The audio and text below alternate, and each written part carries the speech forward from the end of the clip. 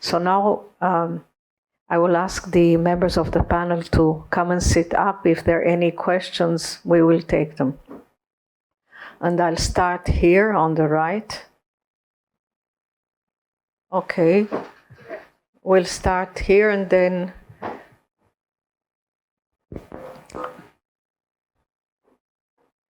Yael, fascinating work. Actually, the first economic presentation at this conference, and as an economist, I feel happy. Yael, you should change the name if you are going for the English version, and even for the Hebrew version, you should change the word reparations. It's wrong. Yeah. It's not reparations. Reparations received the state of Israel. But what you are talking about is the pensions and the component of restitution which was in the BG. And it's important because in the literature, the three definitions are very, very well defined. Reparations, countries, indemnification, people, persons, and then restitution, whoever. Thank you. Okay. Bevakasha, yes. This is a question for Yael. Did your research look at all at what happened if two Holocaust survivors were married? Because obviously that impacts that they would each be entitled to compensation payments, and especially because often after the war in the DP camps, two survivors often met and married, and therefore, is that something that you have looked at or will look at in the future? Yes. Thank you. This is a question for Tzachi. I'm also a cultural historian, so I think we might have something in common. It's nice to have a fellow person here. I was wondering if in your research you came up with any other reactions to the Luxembourg Agreement that were in the cultural realm, that went beyond, that were public and were beyond. You mean other writers? Other writers, and maybe in other types of media. Well, the types of media, I think the media, the press was, I think to a certain extent, came up in David Wittstoom's presentation. Yes, exactly. Okay. And I was going to ask David to expand on that also. If I imagine that you touched on that also in your research, in your more extensive research. Okay. Thank you. Dina? One question for Tzachi. You showed us a passport that said valid for all countries except Germany. I also had one like that when we came to Israel. The passport you showed was from 1955, which means, okay, expiring 55, which means 3 years after. No, it expired, but it was issued before. It was issued before. Okay. At what year, my question is, at what year did the issuing of such passports stop? 65. 65. Okay. 55 is 3 years after the Luxembourg agreement. That's a question. How come? And the question to Yael, there are, your name is Yael, sorry. There are many components and many factors that determine a person's mobility and education. The surrounding, the educational system, where do you live? Is it an educational system in a kibbutz, in a neighbor, a quarter, in a city, etc.?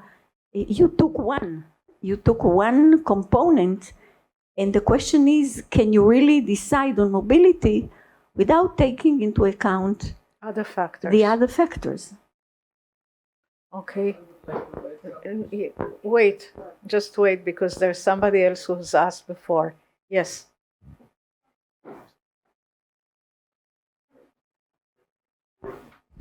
So sorry for interrupting you.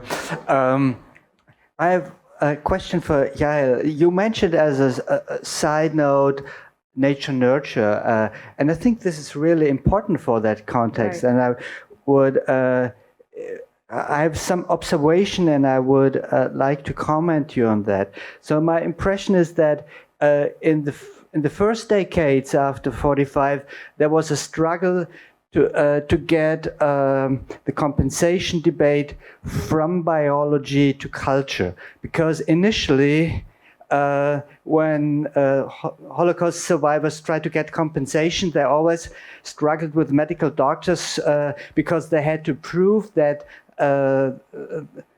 their problems were not due to inherited weaknesses. And they had to show that this was a result of what had actually happened to them during persecution. And after some time, so to speak, the nurture argument became accepted. But now I can see that there is again a shift. And yesterday I already mentioned the epigenetical turn, which means that some problems, medical problems, which you will acquire during your lifetime, will given to the next generation on a genetic base. And so suddenly biology comes back. And somehow I find this is an irony in this development. And I feel this is problematic. And I would like to, you to comment on my impression. Maybe I'm wrong, or maybe you share it, or what do you think about that? Okay, last question, I think, Aaron, again. What was the question? Aaron more. More of Aaron. Ken? Okay. So? Yael, I wonder if you took in...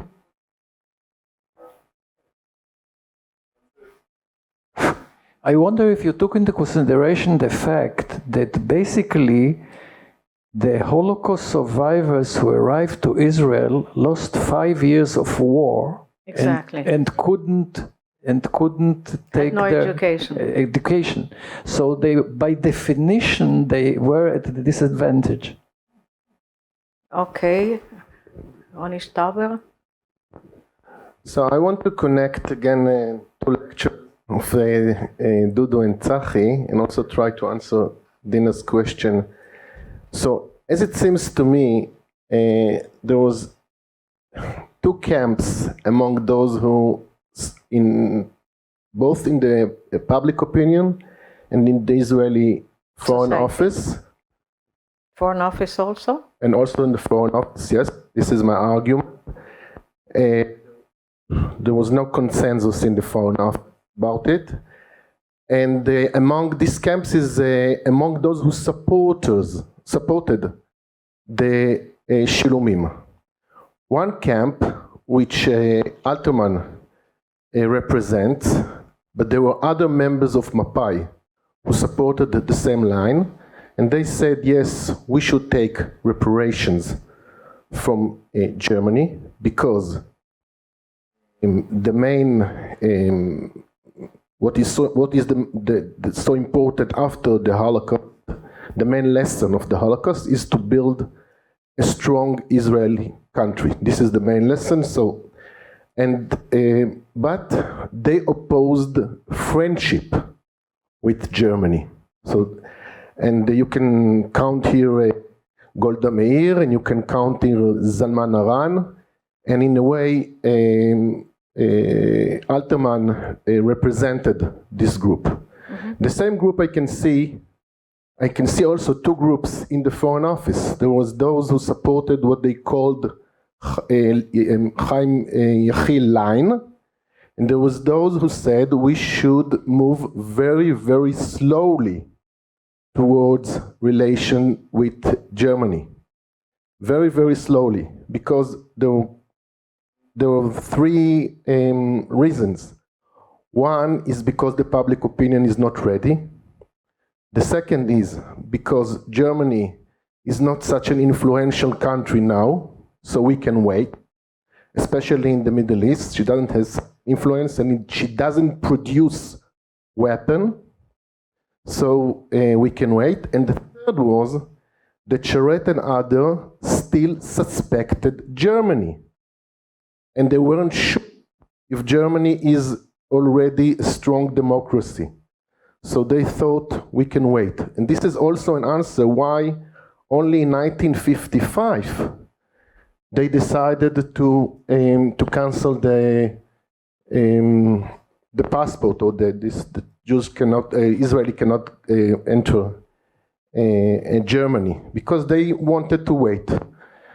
They waited too much, as we know. But this was the general idea. I just wanted to say that Ben-Gurion said in 1959, when there was this debate on buying and selling weapons to Germany, he said, there are those, and I quote, there are those who said, well, we should buy weapon even from the Satan.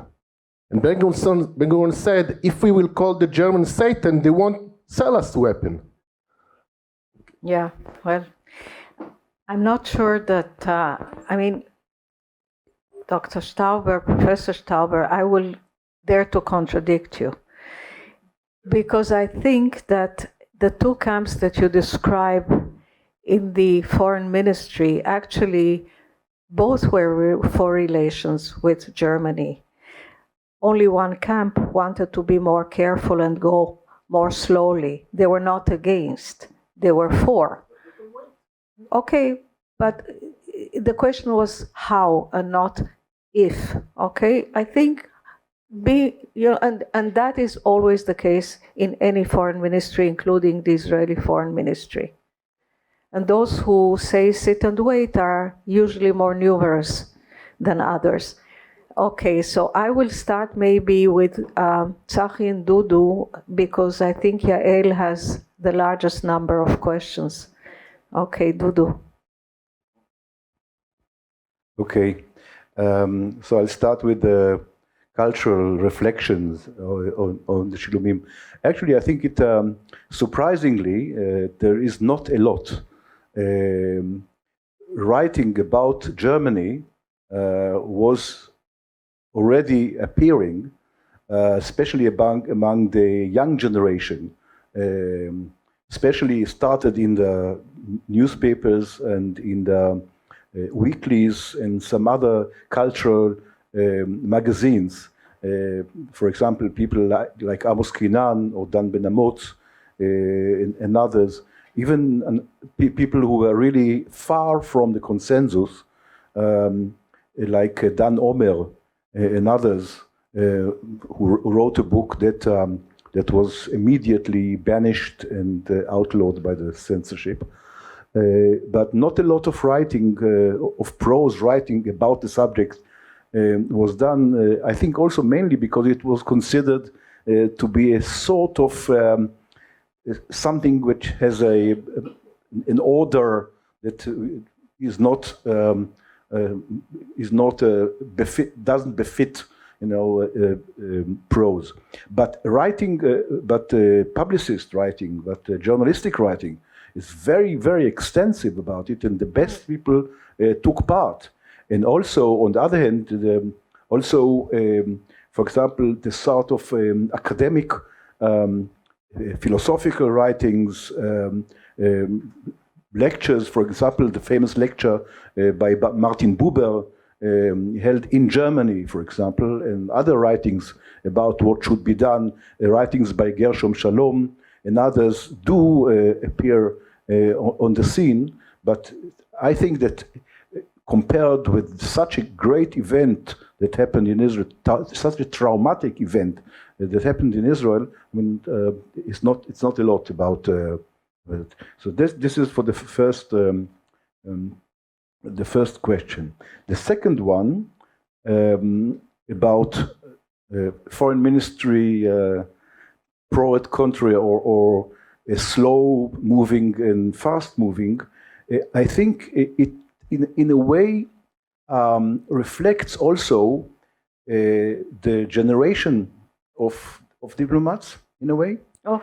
The second is the identity of the diplomats. I mean, most of the yekes, so to speak, yes, not all of them. Most of the yekes were for fast moving. I quoted Yachil, but there were many others. Yachil was sorry? not. Yachil was not a He Yegi. was from Bohemia. He was from Yes. Czechoslovakia. Yes. Right. He was from Bohemia, and for example, Amir was from Romania. Yes, he was one of the fast. Leo Cohen. Yes. Leo was Cohen. against. Professor Leo Sure. Cohen. I said not all. Not all. Yes. He wasn't a diplomat. But anyway, okay. But he published a paper. Secondly, so I said it's a question about, and the second question, I think it's important question, issue is people who went to Germany or to Europe and were prone to come in contact, yes, with Germans and others and whatever. I mean, I think gradually became convinced. Ronnie, I know all these people you're talking about. Yes, we both all read all these documents. The general tone, the general tenor, is not only about diplomats. For example, about organs like the newspapers of the Yekes. Yes, for organization of the Yekes, the political parties of the Yekes, whatever, was generally, there were always exceptions, generally, for going forward. Of course, people who belong to the right wing, yes, were against, and also people, even Yekes, who belong to some of the kibbutzim movements, yes, and communists, yes, who were against West Germany, but very much in contact with East Germany. Yes, I'm not speaking about rhetoric like Arnold Zweig and the Orient people who went to East Germany and got there in the establishment. But you must read that there is also a difference, a distinction between people who Tomarkin. Tomarkin. Yes, Tomarkin. But people who went who boycotted all of Germany, and people who boycotted only the West Germany, because they saw themselves as belonging, yes, to the communist bloc, to the victors' anti-fascist camp. So this is complicated, yes, but one can only speak about milieu, yes, tenor, and not about really. You can't nail this down. Generally, Foreign Office, as you know, pushed forward. Tzachi? Okay, so my answer will be composed of a poem famous poem written by Dan Pagist, first in Hebrew and then simultaneously translated. In Hebrew, טיוטת הסכם לשילומים, דן פגיס. טוב טוב, אדונים הזועקים חמאס כתמיד, בעלי נס טורדניים, שקט.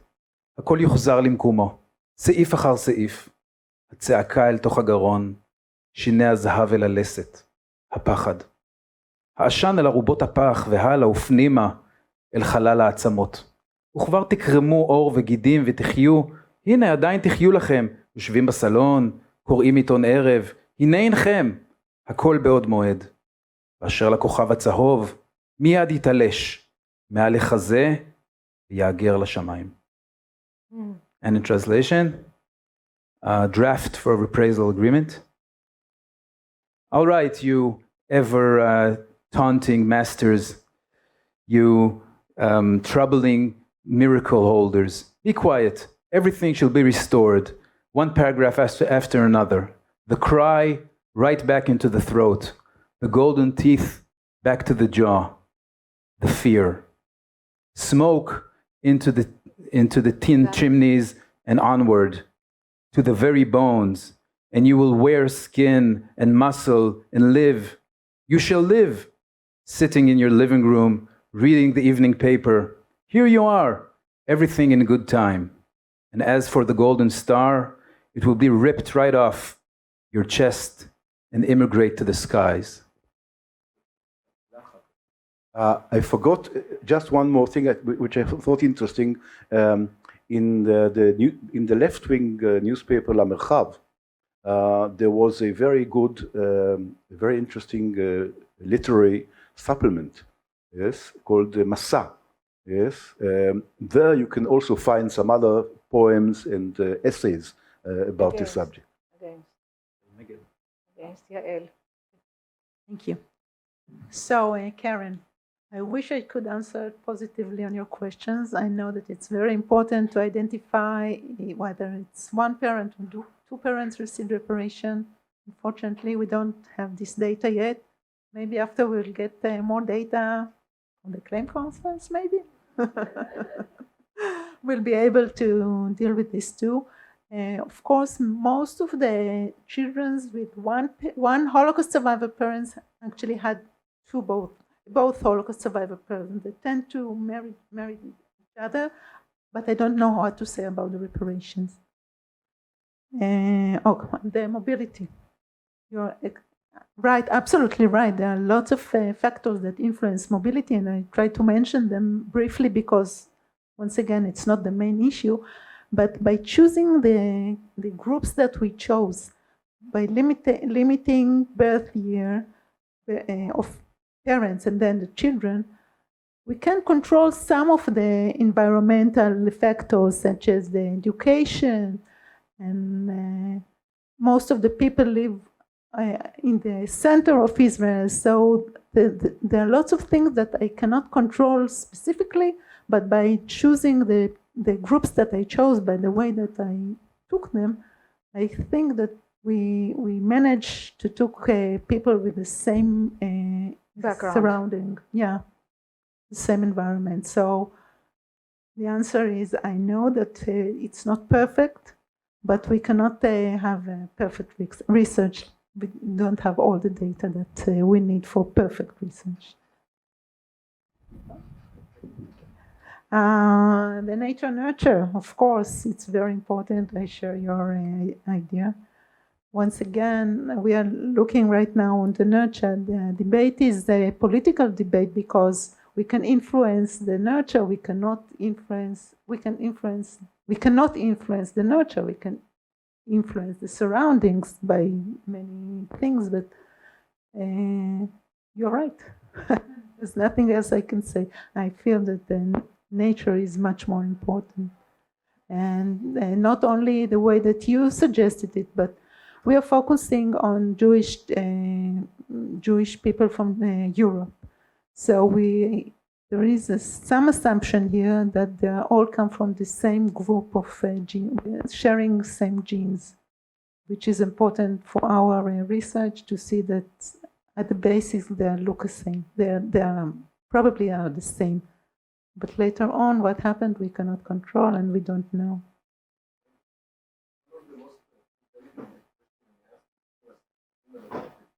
Yeah, sure. Well, I just want to comment, and I will ask you, Yeah, sure. Thank you for the correction. The problem is that I'm presenting this to economists and they don't really understand the differences, but I will emphasize it next time. And as for the disadvantage or for Holocaust survivors who came later on, I even have a figure of this. Of course, we know that. And we found out that sons of Holocaust survivors who came later on did perform better and received money, performed better than Holocaust survivors who came earlier. Yeah. I mean, their mobility is higher, is faster. So, yeah, that's another good question too, another good point. And, okay, so I was asked about how the reparation affected the gap between Mizrahim and Ashkenazim in Israel. And I still don't have the answer. I told Ronnie that I will have, but I don't have it yet. I'm planning to do it.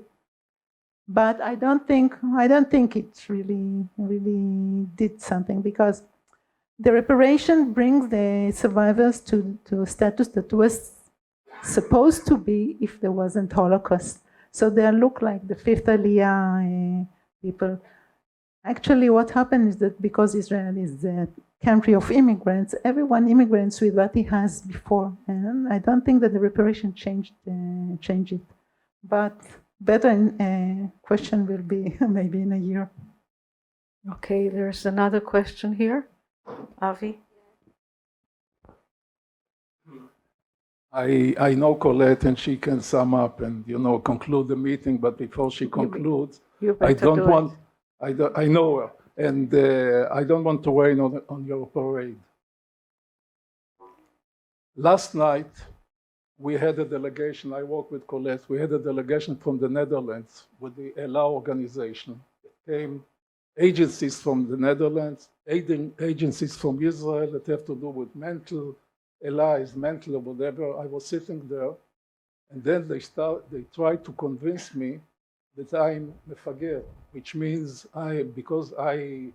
first of all, there is no second generation. There was one generation in the Shoah. All the rest is, everyone can say what he wants. But they try to convince that since my parents were both Holocaust survivors, Karen and you know, and both of them for a DP lager, that I have a trauma, maybe I have, that I'm traumatic and I'm retarded, and this is why I have problems. Now I hear, because my parents are Holocaust survivors and this, maybe I'm retarded again and I cannot be educated or less educated or the reparation. I can tell you one thing. I didn't know anything about reparations. I'm Boger Vadi Salib B'Haifa.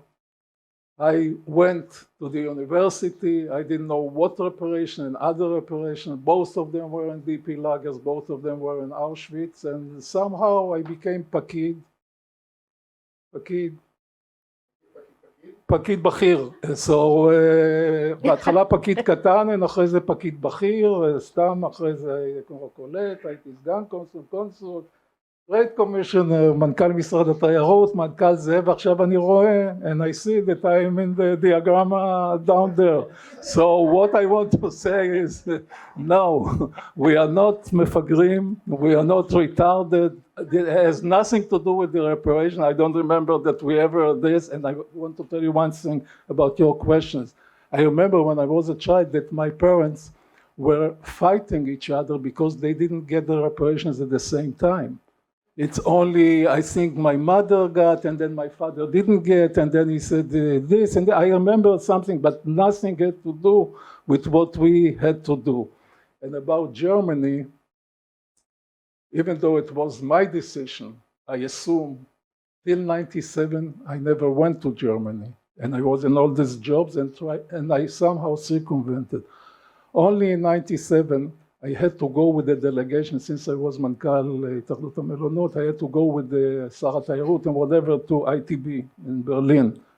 I went to Haifa, to my parents, and I told them, because I've never been to Germany, and of course they did, and I told them I'm going to Germany. It was quiet, didn't say anything, and then my father said, the bracha, ברכת הדרך, חנני, מנני, whatever, I put my thing on the head and I went to the airport.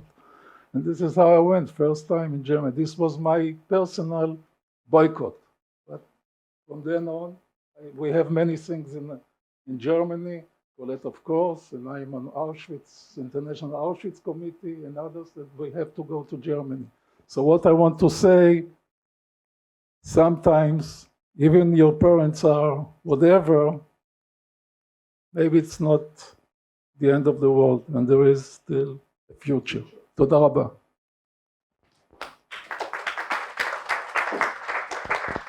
Okay, so I think that I can sum up this session, which I think was a bit different from other sessions.